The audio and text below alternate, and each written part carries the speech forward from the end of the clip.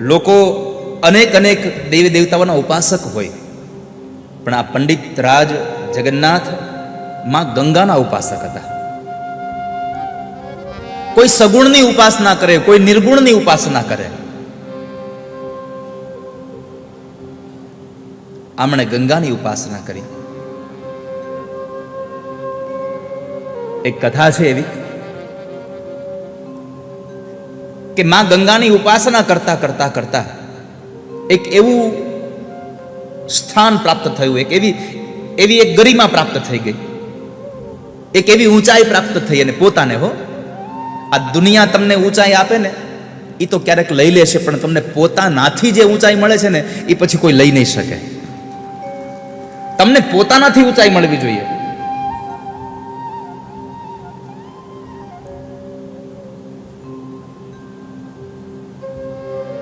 તો બનારસમાં ગંગા ખળખળ ખળખળ વહેતી હતી, અને ગંગાના ઘાટ ઉપર બેસી અને માની ઉપાસના કરે છે.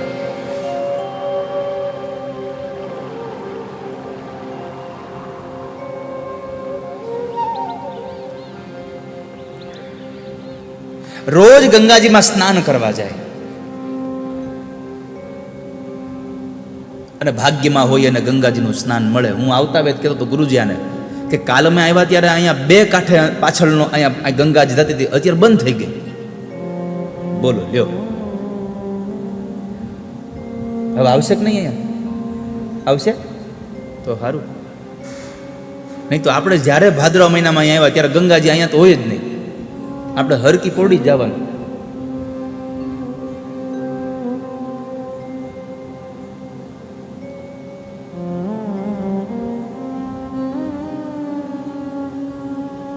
તો ગંગાના ઘાટ પર બેસી માં ગંગાની ઉપાસના કરતા હતા. આમ પગથિયા પર બેસી પંડિતરાજ જગન્નાથે કહ્યું કે માં, હું રોજ તારી પાસે આવું છું, પણ આજ મારી પ્રાર્થના છે કે જો તે મને માન્યો હોય તો તું મારી પાસે આવ.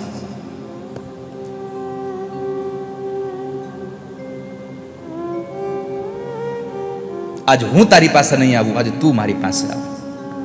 મારી આટલી પ્રાર્થના છે તને. અને પછી એ માને પ્રસન્ન કરવા માટે પંડિતરાજ જગન્નાથજીએ એક સ્તોત્ર ગાયું, ગંગા લહેરી. એક શ્લોક પૂરો થાય અને ગંગાજીનું પાણી એક પગથિયું ચડે, બીજો શ્લોક પૂરો થાય બીજું પગથિયું ચડે. આમ કરતા કરતા પંડિતરાજ જગન્નાથ 52માં પગથિયે બેઠા હતા. 52 શ્લોકો ગાયા ત્યારે ગંગાજી 52માં પગથિયે આવી અને તાણીને લઈ ગયા, પોતાનામાં સમાવી દીધા ગંગા જગન્નાથજીને. એવો મહિમા, એવી મહત્તા.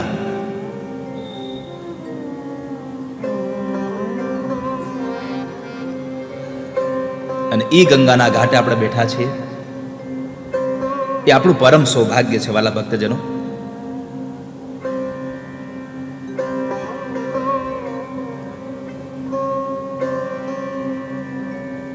આખી પૃથ્વીનું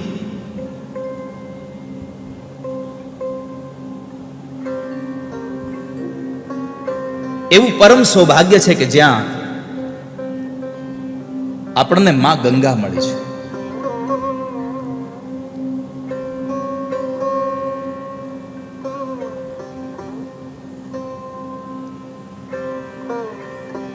ભગવાન શિવ કે જેને લીલા માત્રથી આખા બ્રહ્માંડની રચના કરી છે, જેને વિશ્વનું સર્જન કર્યું, વિશ્વનું પાલન કર્યું, વિશ્વનો સંહાર કર્યો,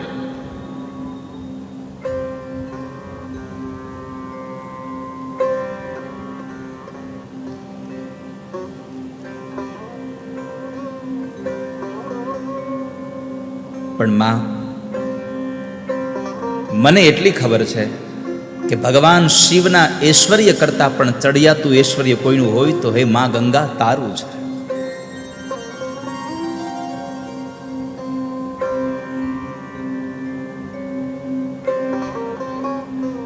અને એ અમંગળોનો નાશ કરે એ જળ હે માં ગંગા અમને પ્રાપ્ત થાય. આજ અમે તારા કિનારે બેઠા છીએ એ અમારું સમૃદ્ધ સૌભાગ્ય છે. સમૃદ્ધમ સૌભાગ્યમ સકલ વસુધાયા કિમપી તન મહેશ્વર્યમ લીલા જનિત જગત ખંડ પરશો શ્રુતિનામ સર્વસ્વમ સુકૃતમથમૂર્તમ સુમનસાં સુધા સૌંદર્યં તે સલિલમશિવં નાશમયતુ. સમૃદ્ધમ સૌભાગ્યમ. ગંગાનું દર્શન થાય એ પણ આપણું સમૃદ્ધ સૌભાગ્ય છે.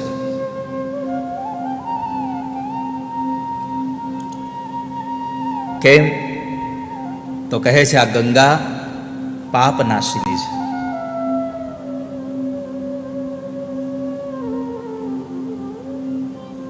નમામિ ગંગે તવ પાદ પંકજમ સુરાસુરૈર્વંદિત દિવ્ય રૂપમ.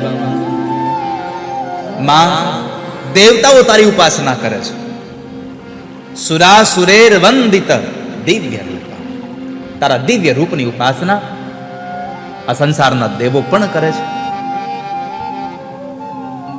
અને માં, તારી ઉપાસના એટલા માટે લોકો કરે છે, તારી સ્તુતિ એટલા માટે કરે છે કારણ કે જે ચાહે તું આપે છે. ભુક્તિમ ચ મુક્તિમ ચ દદાસી નિત્યમ. માં, તું ભક્તિ ને મુક્તિને આપવા વાળી છે. જેવું અમે ચાહના લઈને આવીએ એવી તારી આપવાની તૈયારી છે.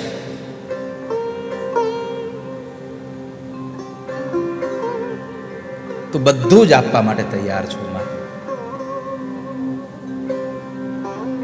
અમારી જેવી ભાવના ભાવાનું સારેણ સદા નરાણ. અમે જે ભાવનાઓ કરીએ એ તું મને આપે છે.